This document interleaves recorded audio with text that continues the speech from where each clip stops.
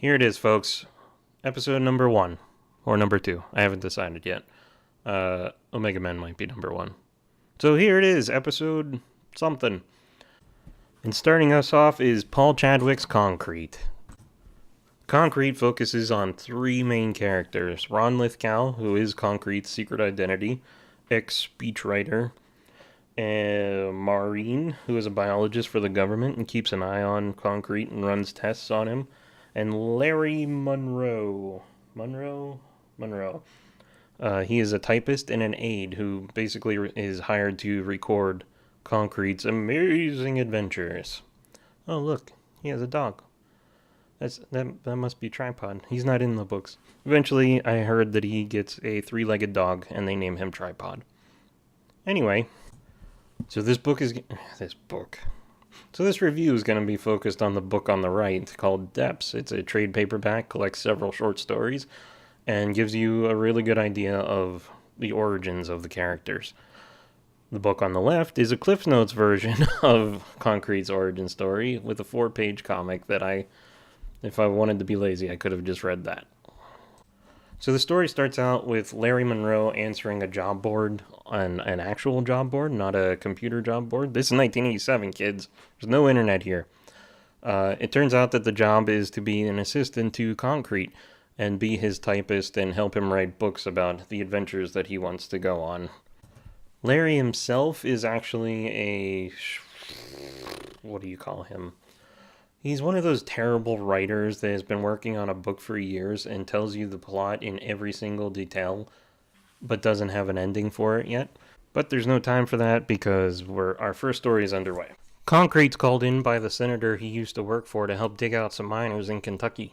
So they rush in, they dig out some miners, but ultimately the entire event is a disaster, really, as a PR stunt.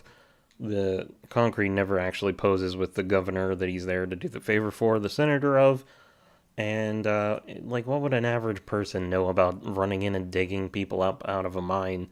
He is a rock man, but he's still an average speechwriter inside. But this is kind of a good story to illustrate the types of adventures that Concrete will go on. The best description I found for these stories was actually on Chad Polwick's website, and it's described as an ambivalent man of action. You look at this character like I did for years and years in comic shops, and you think, wow, that guy must have crazy adventures like Marvel's The Thing.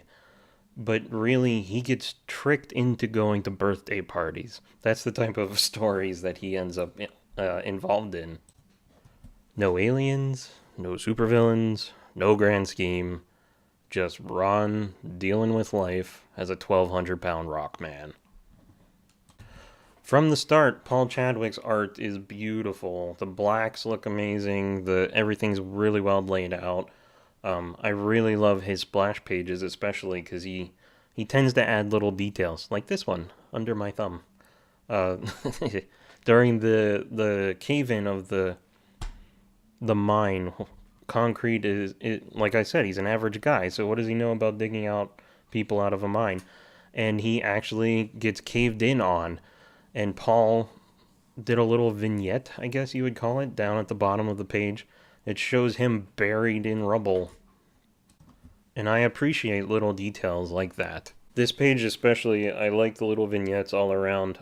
This is actually from the Dark Horse Presents comic. This is the very first page of it. Down in the bottom left, you can see it looks like they're referencing when Concrete attempted his transatlantic swim. I've only read this one book, so I can only assume that the rest of the vignettes around the image represent other adventures that he's been on. The art is beautiful. I mean, look at that. Ugh, that's so nice to look at. So his origin doesn't really come up until the middle of the bookish, and it takes up a significant chunk, but I will highlight it for you. This is really the most action-packed story of all the ones appearing in this book, the most traditional in the comic book sense. So after his transatlantic swim attempt, he recounts to Larry his origin story about going on a camping trip with a friend and how they saw a light in a mountain, as you can see here, and they decided to investigate. As it would turn out, it's not a good idea to go investigate a strange cave in the middle of the forest when you see a light come on. Who knew? They go and investigate, they're immediately captured, and their brains are promptly taken out and placed into the giant bodies of rockmen. I mean, we've all been there, right? We've all been there. They're then subjected to numerous tests, and that's when you find out what concrete can really do. He can hold his breath up for up to an hour. He has a very high internal temperature. He has enhanced endurance and enhanced vision. But Ron and his friend, that I can't remember the name of right now, decide they don't like being tested on, and then they plan on escaping the aliens. So they try to escape. Ron makes it. His friend gets left behind. The mountain explodes behind Ron, and they leave Earth, presumably forever, presumably with his friend, and presumably with their human bodies. So now Concrete is stuck in this rock body. He's stuck in this rock body. He doesn't know what to do. He talks to a senator friend, and the government starts running tests on him, and they try to keep him locked up. But he is a rock man. He is basically a superhero at this point, and they can't contain him whenever he decides that he no longer wants to be trapped all the time. It's in one of his escape attempts that we find out that you can, in fact, destroy him if you exert enough force like you would on a rock, any normal rock. You'll eventually shatter it. So they realize they can't contain him, the government that is, and they come up with a plan to let him be a free man, but still keep a watchful eye on him. So they get Maureen, why can't I say that? To keep an eye on him, run tests every couple of hours to monitor his internal body temperature and other various fluids, and take samples. And then to prevent people from knowing that there are aliens, because rockmen are more believable than aliens, they do a mass marketing campaign full of toys and action figures and late show appearances, and they just flood the media with him. Well, you can see for yourself. Ron is now in a 1,200-pound rockman and has no way of going back. So what is he going to do with his life? As a young man, his heroes were those guys I'm not going to know the name of.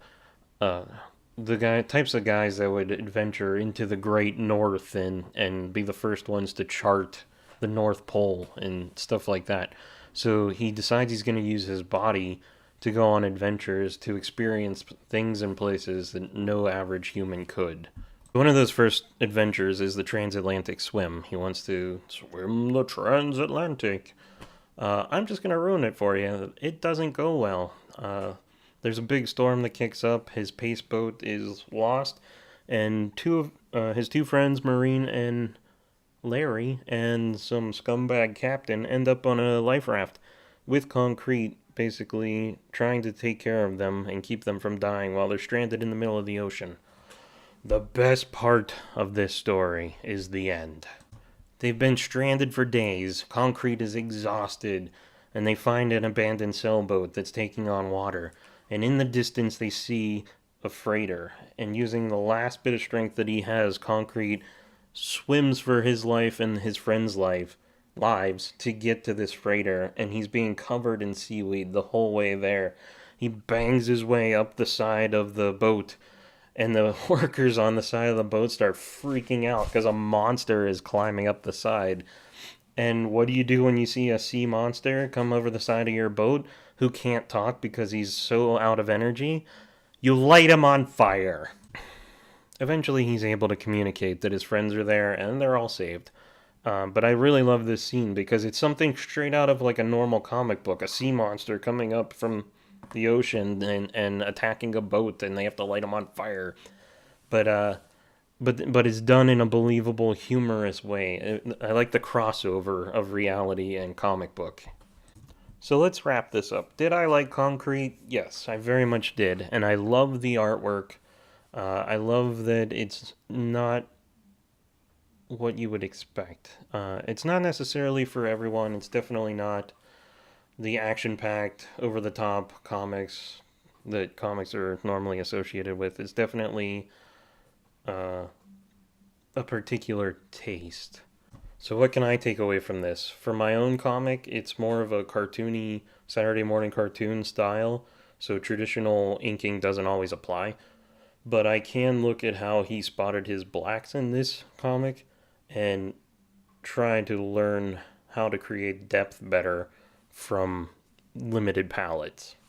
And that's it, guys. The comic's beautiful, it's enjoyable, and it's all about a 1,200-pound rock man trying to live life, and I can certainly relate. I'll see you on the next one. Thanks for watching.